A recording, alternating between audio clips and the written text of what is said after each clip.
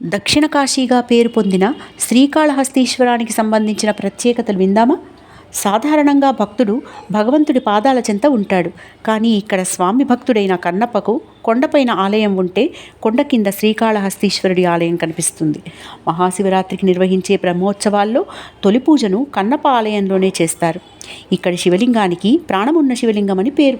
స్వామి ఉచ్ఛ్వాస నిశ్వాసాలకు అనుగుణంగానే మూల విరాట్టుకు దగ్గరగా ఏర్పాటు చేసిన వాయుదీపాలు ఎప్పుడూ రెపరెపలాడుతూ కనిపిస్తాయి. ఇతర శైవ క్షేత్రాలలో పోలిస్తే ఇక్కడ శివలింగాన్ని అర్చకులు కూడా తాకకుండా పూజలు అభిషేకాలు చేస్తారు. దాదాపు అన్ని ఆలయాలను సూర్యచంద్ర గ్రహణ సమయాల్లో మూసేస్తే ఇక్కడ మాత్రం ఎప్పుడూ తెరిచే ఉంటుంది. ఈ క్షేత్రంలో నవగ్రహాల మండపం ఉండదు. కేవలం శనీశ్వరుడికే ఒక మందిరం కనిపిస్తుంది. శని త్రయోదశి నాడు శనీశ్వరుడికి అభిషేకాలు చేయించేందుకు భక్తులు ఎక్కడెక్కడి నుంచో ఆలయానికి చేరుకుంటారు. మరి ఈ దక్షిణ కైలాసాన్ని మీరు చూసారా?